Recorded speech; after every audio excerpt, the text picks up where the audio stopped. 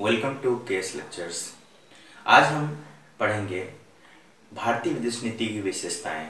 इन विशेषताओं में हम आपको यह समझाने की कोशिश करेंगे कि भारतीय विदेश नीति की विशेषताओं में वो कौन से आधार हैं जिस आधार पर भारतीय विदेश नीति को विश्व के अलग देशों विश्व के और देशों से जो विदेश नीति है भारत की, वो कैसे अलग है। हम ये जानते हैं कि भारत एक बहुत ही बड़ा देश है और भारत के पास जो विदेश नीति के क्षेत्र में जो चुनौतियां हैं, जो संभावनाएं हैं तथा जो सिद्धांत रहा है स्वतंत्रता के बाद से, उस सभी को सारगर्भित करके भारतीय विदेश नीति कैसे बनी है। यहाँ पर भारतीय विदेश नीति की विशेषताओं में इन 5 आधारों को लिया गया है, जिसमें सबसे प्रथम है शांति स्थापना, दूसरा है औपनिवेशिकता विरोधी सिद्धांत, तीसरा है गुटनिरपेक्षता, चौथा है पंचशील का सिद्धांत और पांचवा है निःशस्त्रीकरण में विश्वास। शांति स्थापना और औपनिवेशिकता विरोधी सिद्धांत या गुटनिरपेक्षता या फिर पंचशील का सिद्धांत या निःशस्त्रीकरण का में विश्वास, इन पांचों को अगर कलेक्टिवली देखा जाए तो हम Indian philosophy, Indian historic culture तथा इंडियन सिविलाइजेशन से ये पांचों सिद्धांत रिलेटेड हैं। अगर हम पंचशील की बात करें तो प्रैक्टिकली हम इसमें जाएंगे चीन के साथ जो पंचशील का सिद्धांत बना, जो हमारा जो संबंध है 1954 में क्या आकार लिया, उसके बाद क्या आकार लिया, उस पर जाएंगे। लेकिन पंचशील की बात करें तो कहीं ना कहीं यह बौद्ध साहित्य से लिया गया, जो भारतीय दर्शन का एक बहुत बड़ा माध्यम है।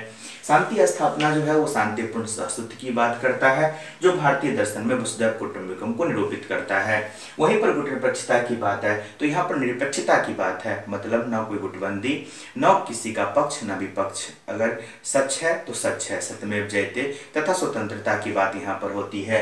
जब औपनिवेशिकता विरोधी सिद्धांत की बात हम करते हैं तो एक सामान्य विश्व की बात करते हैं, जिसमें शक्ति संतुलन की बात हो सकती है। और सारांश रूप से अगर हम निःशस्त्रीकरण में विश्वास की बात करते हैं तो मतलब है कि जब हथियार के बल पर विश्व को डरा धमका करके अपने ग्रुप में करने की बात होगी तो भारत हमेशा निःशस्त्रीकरण को सबसे पहले मुद्दे के तौर पर रखेगा।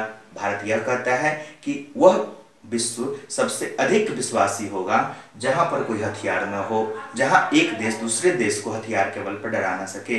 इसलिए हम सबसे पहले जो चर्चा करेंगे वो शांति स्थापना पर करेंगे। भारतीय विदेश नीति की जो विशेषताओं में शांति स्थापना का योगदान है वो सबसे अहम है। भारतीय विदेश नीति की जो स्थापना हुई स्वतंत्रता के बाद, उसमें भारत के प्रथम प्रधानमंत्री जवाहरलाल नेहरू ने कहा कि भारत की जो विदेश नीति होगी उस विदेश नीति में सबसे पहला वर्ड का जो प्रयोग होगा वह होगा शांतिपूर्ण सहअस्तित्व का। शांतिपूर्ण सहअस्तित्व का मतलब यह होता है कि अगर आप विश्व में रहते हैं, बड़े देश को छोटे देश के प्रति सम्मानजनक भाव रखना होगा। वह सम्मानजनक भाव का जो आधार होगा वो शांति होगा, वह आधार जो होगा सहअस्तित्व होगा। अगर आर्थिक असमानता हो, गरीबी हो, कुपोषण हो या फिर कोई भी देश किसी बड़े देश के सामने छोटा ही क्यों न हो भौगोलिक कारण से, लेकिन इसका अर्थ यह नहीं निकलता है कि बड़े देश छोटे देश को अपनी उन नीतियों से नीचे दिखाने की कोशिश करेगा, मजबूर करेगा, जिससे कि उन समस्याओं को बड़ा आकार छोटे देश को मिल जाए जो बड़ा देश चाहता हो। सही तौर पर भारत की विदेश नीति शांतिपूर्ण सहअस्तित्व की भावना को आगे बढ़ाते हुए वो विभिन्न सिद्धांतों को लेकर चला है, जिसमें यह कहा गया है कि अगर विश्व में मानवीय गुणों में सबसे पहला गुण को रखा जाता है तो वह है मानव को शांति पसंद है, मानव को सबके अस्तित्व की भावना का सम्मान करना पसंद है। अगर भारत 1954, 1961 या 1971 या 1991 में जब भी उसे मौका मिला है कि वह भारतीय विदेश नीति के समीक्षा की ओर अग्रसर हो तो वह एक शब्द नहीं बदला, वह है शांतिपूर्ण सहअस्तित्व का। अब हम दूसरे मुद्दे पे ध्यान देंगे, सिद्धांत पे, गुटनिरपेक्षता। आखिर गुटनिरपेक्षता है क्या और भारत का गुटनिरपेक्षता में क्या योगदान है।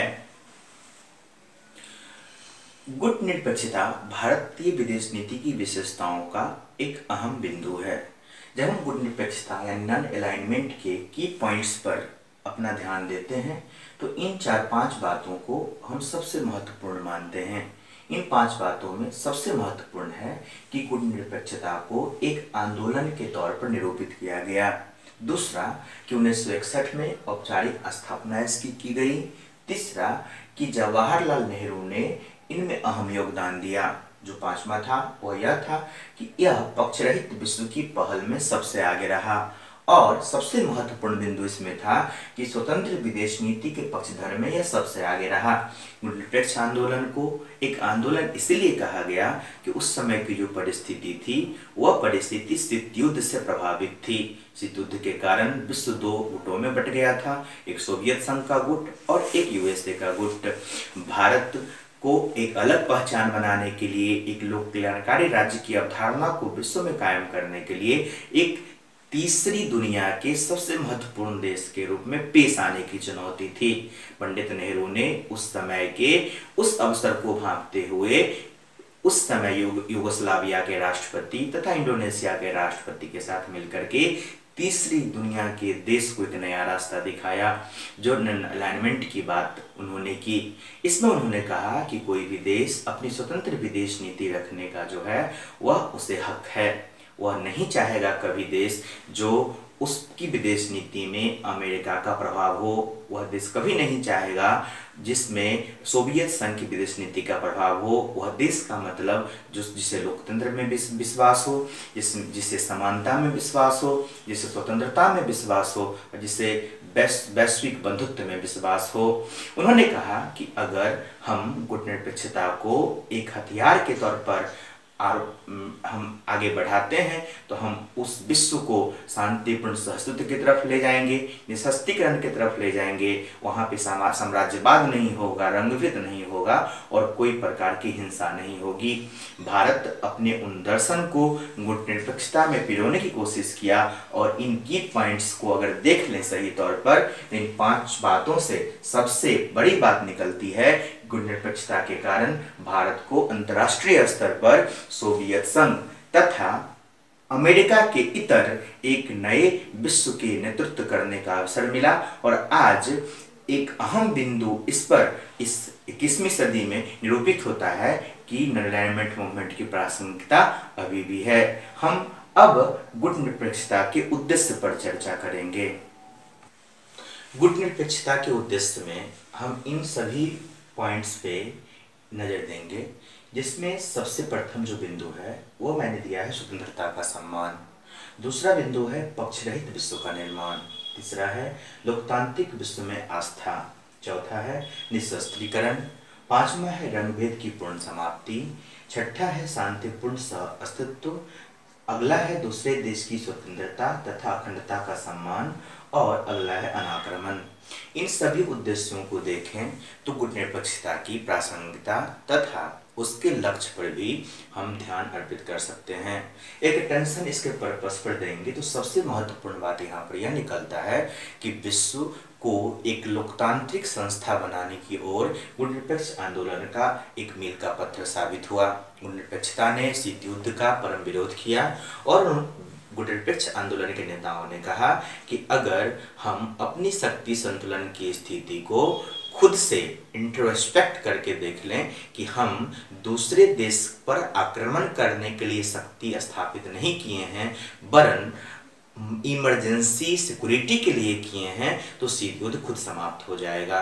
अपने अपने स्वार्थ में जो बड़े बड़ी शक्ति उस समय अंधभक्ति में थे, एक दूसरे के खिलाफ युद्ध में चले गए थे और छोटे छोटे देशों को लेकर के अपना अपना ग्रुप बना लिया था, उस ग्रुप का विरोध करते हुए 3-4 विश्व के नेताओं ने इन बिंदुओं को विश्व के सामने लाया।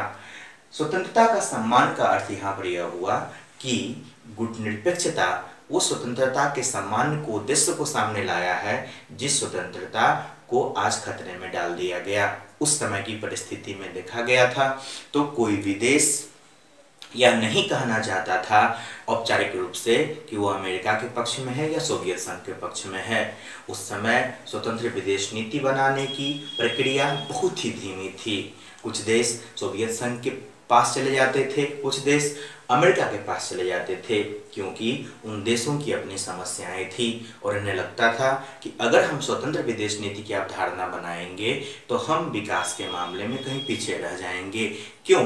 क्योंकि उस समय सोवियत संघ और अमेरिका बहुत बड़ा देश होता था। उसके पास तकनीकी ज्ञान, विज्ञान की पहुंच, पैसे का अधिकतम होना तथा आर्थिक विकास उस समय संभव होना, इन सभी बिंदु उसके पास थे। कहीं लगता था कि वो छोटे छोटे देश उनसे लाभ लेकर के उसके पक्ष में खड़े होते थे। इसके कारण बहुत छोटे छोटे या बड़े बड़े ग्रुपों का निर्माण हुआ, जिसमें आप नाटो या सीटो बोल सकते हैं। महत्वपूर्ण बात यह है कि पक्षरहित विश्व का निर्माण करना पुनर्निरपेक्ष आंदोलन का यही रिजल्ट हुआ, इसका परिणाम हुआ। वो विश्व का निर्माण जिसमें कोई पक्ष न हो, सब एक दूसरे के लोकतांत्रिक अवधारणा का सम्मान करे, जिसमें लोग क्या चाहते हैं, जनता क्या चाहती है, उसका सम्मान हो, न कि सरकार क्या चाहती है उसका सम्मान करने की बात न हो वहां पे। अगला जो सबसे महत्वपूर्ण उद्देश्य था गुणनिरपेक्षता का, वह था निशस्त्रीकरण। निशस्त्रीकरण का अर्थ हुआ कि हथियार रहित विश्व। वह निशस्त्रीकरण जिस विश्व में कोई हथियार न हो। यूएसए और सोवियत संघ के पास हथियार के बल पर भी शीत युद्ध का दौर शुरू हुआ। सोवियत संघ के पास यह कंसेप्ट हो गया कि हमें क्या जरूरत है यूएसए की, और यूएसए के पास यह कंसेप्ट हो गया कि हमें क्या जरूरत है सोवियत संघ की। क्यों? क्योंकि हमारे पास शक्ति है, वो शक्ति हथियारों की है, वो शक्ति आर्थिक विकास की है, वह शक्ति असंतुलन की है। मतलब यह है कि कहीं न कहीं दोनों देश इस मद में चूर थे कि दुनिया के तीसरे देश के पास उतनी बड़ी शक्ति नहीं है जिससे कि वह एक बफर स्टेट का काम कर सके। जो अगला है रंगभेद की पूर्ण समाप्ति। गुणनिरपेक्ष आंदोलन का यह पॉजिटिव स्वरूप सबसे बड़ा था।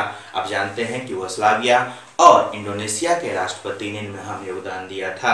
कहीं न कहीं अफ्रीकी देशों के पास यह बहुत बड़ा मैटर सामने लाने की कोशिश थी उन नेताओं की, क्योंकि दक्षिण अफ्रीका या अफ्रीका के और देशों में ये जो रंगभेद का जो मुद्दा था वो सबसे अधिक गर्म था, और रंगभेद के कारण अफ्रीका के देशों को बहुत सारी समस्याओं का सामना करना पड़ा था। इसीलिए उस समय के नेताओं ने नॉन अलाइनमेंट मूवमेंट में रंगभेद की पूर्ण समाप्ति का बिंदु ला करके उन तृतीय यानी थर्ड वर्ल्ड के देशों को कोलेक्टिव रूप से एक करने की कोशिश की, जिसकी समस्याएं लगभग एक ही थीं। आगे हम देखेंगे शांतिपूर्ण सहअस्तित्व। ये भारतीय विदेश नीति का एक दर्शन सार था, फिलॉसफी था, और शांतिपूर्ण सहअस्तित्व में समानता, स्वतंत्रता, विश्व बंधुत्व और वसुधैव कुटुंबकम की चर्चा हो जाती है। मतलब यहाँ पर था कि आप एग्जिस्ट करें, मतलब को एग्जिस्टेंस के साथ करें। जो आगे था दूसरे देश की स्वतंत्रता तथा अखंडता का सम्मान। मतलब यह है कि सभी देशों को एक दूसरे के संप्रभुता यानी सोवरेनिटी और इंटीग्रिटी का सम्मान करना चाहिए। कभी भी किसी देश को एम्बिशन नहीं बनाना चाहिए कि महादेश बदल जाए लेकिन वहां के देश हमारे पक्ष में हो जाए या उसकी संप्रभुता हमारे सामने घुटना टेक दे। कहीं न कहीं यह पूरी तरह से अखंडता और स्वतंत्रता के प्रति वह भारत के विश्वास को सामने लाता है, जिस भारत का निर्माण अखंडता और स्वतंत्रता के बेस पर ही हुआ था। अगला था अनाक्रमण। आप जानते हैं कि भारत आज तक 1947 से 2017 तक, जो स्वतंत्रता के बाद की हम बात करते हैं या भूत में ही पास्ट में ही देख लें, तो भारत कभी भी किसी पर आक्रमण नहीं किया है। अगर नॉन अलाइनमेंट जो वैश्विक आंदोलन था उसमें जो अनाक्रमण को शामिल करना, यह भारत और विकासशील देश या कह लें तो तृतीय विश्व के देशों के साथ यह अनाक्रमण जो गुणनिरपेक्षता में शामिल किया गया एक बहुत महत्वपूर्ण बिंदु था। जवाहरलाल नेहरू एक बार 1962 ईस्वी अपनी मृत्यु के 2 साल पहले लोकसभा में अपने वक्तव्य में एक बार उन्होंने कहा था कि अनाक्रमण की संधि जितना दूरदर्शी संधि हो सकता है भविष्य में 2 देश के बीच या उससे ज्यादा देश के बीच, वो संधि जितना सफल हो सकता है दूसरी संधि उतना सफल नहीं हो सकता है, क्योंकि अनाक्रमण एक साथ शांतिपूर्ण सहअस्तित्व की बात कर सकता है, अनाक्रमण रंगभेद की समाप्ति भी कर सकता है। क्यों? क्योंकि रंगभेद उसी समय पनपता है जब इलीगल इमिग्रेशन होता है, वहां पर एक देश जो अधिक विकसित है दूसरे देश में जाकर के अपना जो उसके पास जो विकसित मानसिकता है वह दूसरे देश में पिछड़े लोगों पर थोपने की कोशिश करता है। तीसरा जो सबसे महत्वपूर्ण है, लोकतंत्र की स्थापना करता है अनाक्रमण। अनाक्रमण जो है तानाशाही प्रवृत्ति को जन्म देता है, और जब आक्रमण तानाशाही प्रवृत्ति को जन्म देता है, अनाक्रमण लोकतंत्र को प्रोड्यूस करता है। और सबसे महत्वपूर्ण बात है कि इन सभी बातों से एक सम्मानजनक विश्व का निर्माण होता है जिससे सुंदरता की प्राप्ति होती है। निरपेक्ष आंदोलन में आज के डेट में लगभग 120 देश हैं और 17 देश जो हैं इसमें पर्यवेक्षक देश की भूमिका निभाते हैं। कुछ दिनों पहले वेनेजुएला में 2017 में ही इसकी बैठक हुई थी और लगभग 120 देश एक साथ समानता, स्वतंत्रता, वैश्व बंधुत्व और एक हथियार रहित विश्व के निर्माण की फिर से सिद्धांत पर उन्होंने अपना साइन किया है। गुटनिरपेक्ष आंदोलन की प्रासंगिकता पर अब हम चर्चा करेंगे। गुटनिरपेक्षता की प्रासंगिकता आज के युग में कितना महत्व रखता है? क्या यह सही है कि गुटनिरपेक्षता या गुटनिरपेक्ष आंदोलन का जो रिलेवेंसी है अब वो खत्म हो चुका है? आज जब हम वैश्वीकरण की बात करते हैं, उदारीकरण की बात करते हैं या निजीकरण की बात करते हैं, हमारे पास या हमारे विश्व में इतने सारे अंतर्राष्ट्रीय संगठनों की स्थापना हो चुकी है, चाहे वो आर्थिक क्षेत्र में हो या फिर और सारे क्षेत्र में हो, जो विश्व को एक गांव बनाने की ओर अग्रसर हैं। लेकिन क्या हम यह जान सकते हैं कि गुटनिरपेक्षता की प्रासंगिकता अब नहीं रही? दो मानसिकता है, दो अवधारणाएं हैं। एक अवधारणा यह है कि गुटनिरपेक्षता अब प्रासंगिक नहीं है क्योंकि भारत और जो इसके संस्थापक देश हैं वह देश कहीं न कहीं अपने तकनीकी विकास के कारण, आर्थिक विकास के कारण, आर्थिक समृद्धि के कारण उन देशों के पास या उन देशों से नज़दीक हो गया है जो देश शीत युद्ध में अहम भूमिका निभाते थे। शीत युद्ध की स्थापना के बाद एक ऐसी अवधारणा का जन्म हुआ क्योंकि कुछ वो अवधारणा वाले जो गुटनिरपेक्षता के विरोधी थे उन्होंने कहा कि आफ्टर कोल्ड वॉर इवेंट प्रासंगिकता गुटनिरपेक्षता की नहीं रही, क्योंकि उनका कॉन्सेप्ट शुरू से ही था कि गुटनिरपेक्षता शीत युद्ध का रिएक्शन था। लेकिन सही तौर पर अगर हम गुटनिरपेक्षता के उद्देश्य के उन तत्वों पर ध्यान देंगे तो आजकल भी इसके प्रासंगिकता की चर्चा हम कर सकते हैं। उन तत्वों में सबसे पहले निशस्त्रीकरण है। अलाइनमेंट मूवमेंट का एक जो सबसे बड़ा पर्पस था निशस्त्रीकरण था। क्या हम जान सकते हैं कि विश्व अब निशस्त्रीकरण की ओर अग्रसर है? ऐसा कदापि नहीं है। 12-13 राउंड बैठक हो चुकी है रूस और अमेरिका के बीच निशस्त्रीकरण के मुद्दे पर, लेकिन कोई ठोस जनक परिणाम नहीं निकला। आपको आजकल उत्तर कोरिया की चर्चा करने में बहुत ही क्रोध का और एक एग्रेसिवनेस का सामना करना पड़ता होगा, क्योंकि आपको पता है कि उत्तर कोरिया निशस्त्रीकरण की तो छोड़िए, उन इलीगल वेपन्स को बहुत मात्रा में विकसित कर रहा है जो विश्व के लिए एक बहुत बड़ा खतरा होता जा रहा है। विभिन्न महादेशों के उन छोटे या बड़े देशों में हथियार खरीदने की जो दौर है वह सबसे अधिक होते जा रहा है। तो क्या हम यह नहीं कह सकते गुटनिरपेक्षता में निशस्त्रीकरण का उद्देश्य था वह अभी भी रेलिवेंट है? दूसरा है समानता। आप जानते हैं कि भारत या विश्व में गरीबी, कुपोषण, अशिक्षा, बेरोजगारी सभी कायम है। अमेरिका जैसे विकसित देश में भी अशिक्षा और कुपोषण है उनके कुछ प्रांतों में, ब्रिटेन में भी और यूरोपीय देशों में भी विभिन्न सारे संगठन या एनजीओ अभी भी इसके लिए कार्य कर रहे हैं। और अगर आर्थिक समानता या तकनीकी समानता, वैश्विक समानता जब तक नहीं होगी तब तक गुटनिरपेक्षता के खिलाफ नहीं कहा जा सकता कि वह प्रासंगिक नहीं है। तीसरा है अखंडता एवं संप्रभुता। हम जानते हैं कि अभी भी एक देश दूसरे देश की अखंडता और संप्रभुता में जो है अपना इलीगल इंटरफेरेंस कर रहे हैं।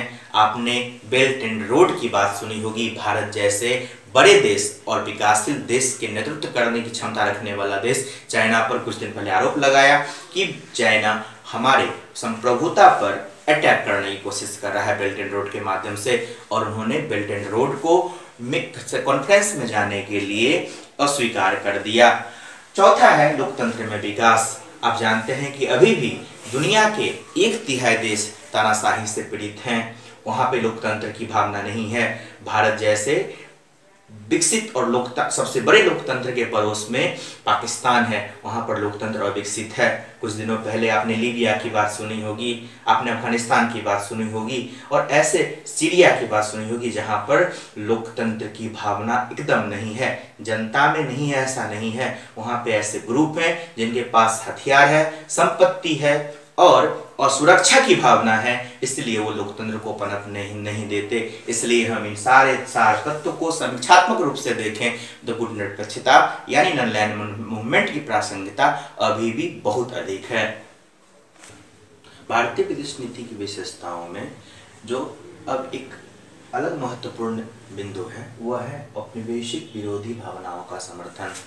भारत हमेशा से औपनिवेशिक विरोधी मानसिकताओं या भावनाओं का समर्थन करता आया है। आप जानते हैं कि भारत वर्षों गुलाम रहा है और स्वतंत्रता के बाद वह हमेशा जातीय भेदभाव की समाप्ति की बात करता है। क्यों? क्योंकि वह जानता है कि जातीय भेदभाव कहीं न कहीं औपनिवेशिकता का समर्थन करता है और औपनिवेशिकता एक गुलाम मानसिकता का प्रतीक है, जिससे कि एक सप्रेसिव सेंटिमेंट का जन्म होता है और गुलाम विश्व का निर्माण होता है।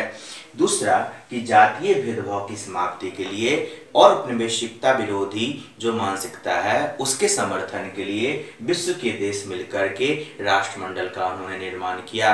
राष्ट्रमंडल का निर्माण एक तरह से उन तकनीकी सहायता, वित्तीय सहायता, वैज्ञानिक सहायता और आर्थिक सहायता का द्योतक है उन देशों में जो देश कभी न कभी गुलाम हुआ करते थे।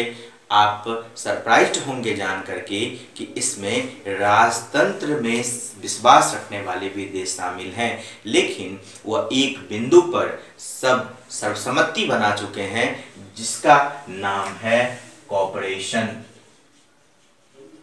यह कॉपरेशन मल्टी सेक्टोरल है, इसमें ब्रिटेन भी शामिल है और यहाँ की जो महारानी एलिजाबेथ हैं इसके अध्यक्ष हैं। राष्ट्रमंडल हमेशा यह कहता आया है कि औपनिवेशिक विरोधी भावना के साथ उन देशों को सहायता पहुंचाना चाहिए जो देश कभी न कभी उपनिवेश हुआ करते थे। जो अगला है तकनीकी योगदान। औपनिवेशिकता विरोधी भावनाओं का समर्थन, तकनीकी योगदान का इसमें अहम हिस्सा है। भारत का यह मानना है कि अगर छोटे देश या गुलाम देश जो कभी न कभी रह चुके हैं गुलाम, उनको अगर तकनीकी सहायता दिया जाए, उनको अपने सम्मानजनक सीट दिया जाए साथ में, कहीं न कहीं वो तकनीकी विकास करके उन समस्याओं को समाधान कर लेंगे जिसमें गरीबी, अशिक्षा, कुपोषण है और ये सभी कुछ इसलिए है कि वो पिछड़ा है। और टेक्निक से, चाहे वो टेक्निक इकोनॉमिक हो या टेक्निक साइंटिफिक हो या टेक्निक सोशल हो या टेक्निक इंजीनियरिंग हो, इन सभी तत्वों को निरूपित करके हम औपनिवेशिकता विरोधी मानसिकता का समर्थन कर सकते हैं। भारत औपनिवेशिक विरोधी भावना को लेकर के बहुत सारे अंतर्राष्ट्रीय शांति स्थापना की ओर अग्रसर भी रहा है। कहीं ना कहीं हम इन जो सेंटेंस है, इन सेंटेंस के बारे में एक समीक्षात्मक वाक्य कह सकते हैं कि औपनिवेशिकता जो है वह भूत पास्ट का चीज हो चुका है। अब विश्व के हर एक देश को यह समझ में आ गया है कि उपनिवेश जो है वह कहीं ना कहीं गुलाम मानसिकता का प्रतीक है। अब हम अगली विशेषता में पंचशील की चर्चा करेंगे। अब हम भारतीय विदेश नीति की विशेषताओं में पंचशील पर चर्चा करते हैं। पंचशील भारत और चीन के बीच एक समझौते का नाम दिया गया था जो 1954 में किया गया था। 1954 में पंचशील जो समझौता था भारत और चीन के बीच, उसका जो आधार तत्व था वह बौद्धिज्म था। आप जानते हैं कि चीन एक बौद्ध धर्म में विश्वास करने वाला देश है और आपको यह भी पता है कि भगवान बुद्ध की जो धरती है वो भारत की धरती है, जिसे भगवान बुद्ध को लाइट ऑफ एशिया भी बोला जाता है। लाइट ऑफ एशिया और बौद्धिज्म, इन दो को आधार बना करके पंचशील समझौता किया गया था। यह पंचशील का जो सार तत्व था यह भगवान बुद्ध को के द्वारा दिया गया व्यक्तिगत जीवन में कैसे शांति स्थापित करें, कैसे जिएं, हाउ टू लिव, इस पर आधारित था। इसमें उन्होंने कहा था कि अहिंसा, मतलब कि हिंसा न करो। दूसरा, झूठ मत बोलो। तीसरा, मादक पदार्थों का सेवन न करो। चौथा, गलत कर्म न करो, यानी कैरेक्टर जो है, यानी दूसरी स्त्रियों या किसी भी स्त्री के प्रति आदर का भाव रखो। और अगला, चोरी न करना, यानी चोरी की हुई वस्तुओं को का उपयोग नहीं करना। इन 5 तत्वों को भगवान बुद्ध ने व्यक्तिगत जीवन जीने का बेस बनाया और इन्हीं बेस के साथ राजनीतिक जो 2 देशों के बीच जो संबंध बनते हैं 1954 में इसका सहारा लिया गया और पंचशील समझौता भारत और चीन के बीच एक नए सेतु का निर्माण करने की एक कोशिश मानी गई, जिसे कहा गया कि भारत चीनी भाई भाई उसी समय हो सकता है जब चीन और भारत इन पंचशील समझौते का म्यूचुअल रिस्पेक्ट करे।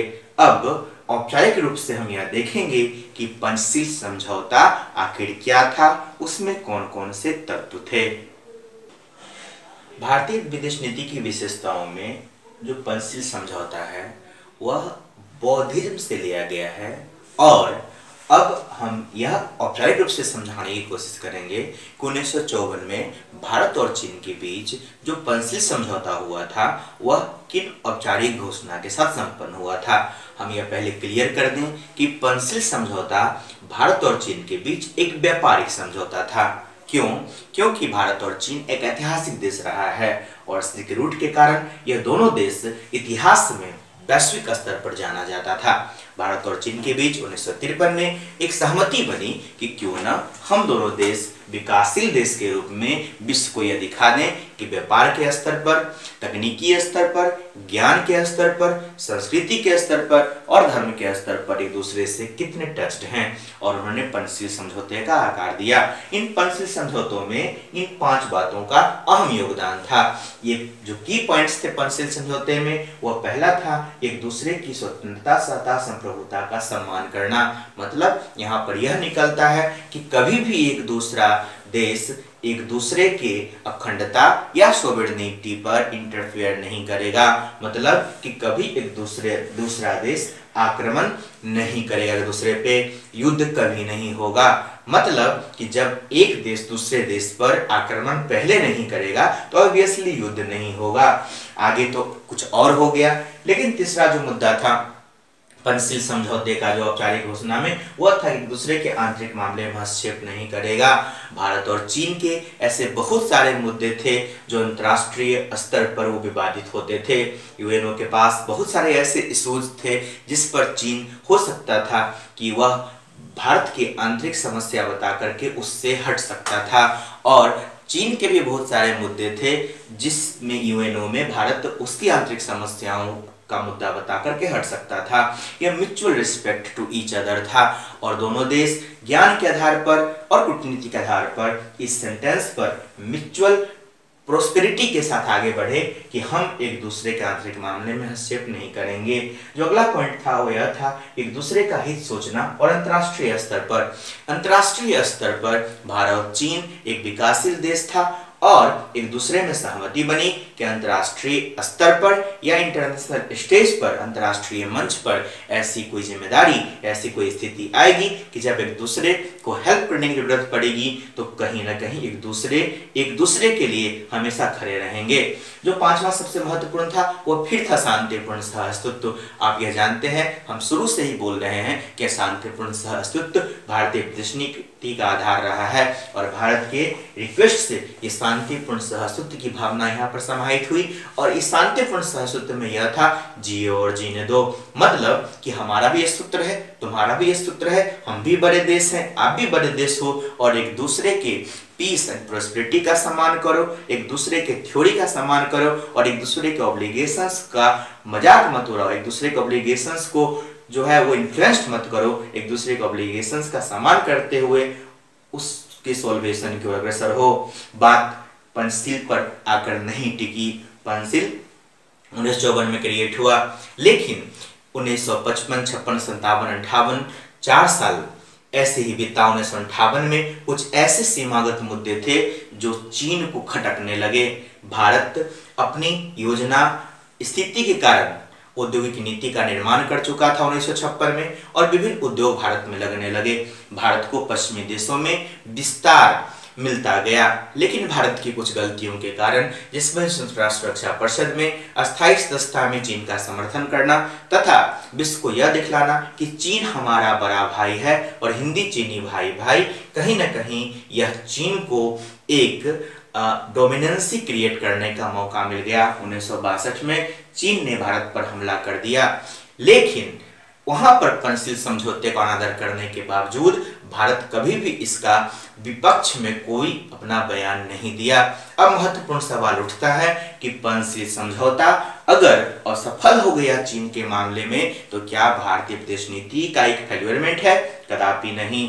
भारतीय विदेश नीति चीन से निरूपित नहीं होती है। चीन के परिप्रेक्ष्य में कभी भारतीय विदेश नीति को नहीं बनाया गया, क्योंकि चीन विश्व का एकमात्र देश है और भारत जैसे बड़े देश का सिर्फ चीन से लेना देना नहीं होता है। हम जानते हैं कि पड़ोसी देश के रूप में चीन एक अहम योगदान रखता है हमारे लिए, लेकिन भारतीय विदेश नीति की जो पहचान है वो वैश्विक स्तर पर है और भारतीय विदेश नीति में पंचशील का जो समझौता है वह सिर्फ चीन के लिए सैद्धांतिक नहीं है, व्यवहारिक रूप से और सैद्धांतिक रूप से दोनों से कहीं न कहीं स्वतंत्रता, संप्रभुता, अनाक्रमण, हस्तक्षेप और अंतर्राष्ट्रीय स्तर पर एक दूसरे को मदद पहुंचाना तथा शांतिपूर्ण सहस्तित्व की बात सिर्फ चीन के साथ भारत नहीं करता है। मतलब भारतीय विदेश नीति में पंचशील का जो सिद्धांत है वह सिर्फ चीन के साथ रेलिवेंट न होकर के एक वैश्विक पहचान ले चुका है। जब दो राष्ट्र यानी भारत और कोई और देश यानी कोई बायलैटरल टॉक करता है भारत, तो आधार ये 5 तत्वों को ही बनाता है। अब हम भारतीय विदेश नीति की विशेषताओं में जो समीक्षात्मक आधार देखेंगे वह देखेंगे निशस्त्रीकरण। निशस्त्रीकरण का मतलब होता है कि शस्त्र रहित विश्व। भारत ये जरूर परमाणु शक्ति संपन्न है, लेकिन भारत अपने निर्माण के समय से ही यह कहता आ रहा है कि अगर हम शांतिपूर्ण अस्तित्व को प्रासंगिक बनाना चाहते हैं तो यह विश्व हथियार रहित होना चाहिए।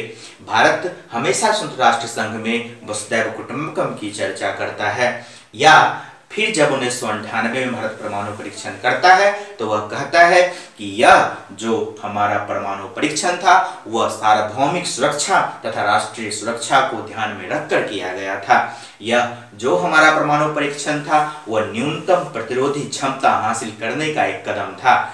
सारांश रूप में हम कह सकते हैं कि भारतीय विदेश नीति की विशेषता कहीं न कहीं फॉरवर्ड करता है पॉजिटिवनेस की ओर। चाहे वो आप निरपेक्षता की बात कर लें या औपनिवेशिकता विरोधी मानसिकता की बात कर लें, या फिर आप राष्ट्रमंडल देशों की बात कर लें, शांतिपूर्ण सहस्तित्व की बात कर लें, या निशस्त्रीकरण की बात कर लें, या पंचशील समझौते की बात कर लें, इन सभी आधार तत्वों का एकमात्र यही वाक्य निकलता है कि भारत अपनी विदेश नीति की विशेषताओं में शांतिपूर्ण सहस्तित्व, समानता के साथ विश्व का विकास तथा लोकतांत्रिक भावनाओं में आदर रखते हुए एक नए विश्व के निर्माण का पक्षधर है और हमेशा रहेगा, चाहे सरकार किसी की भी रहे।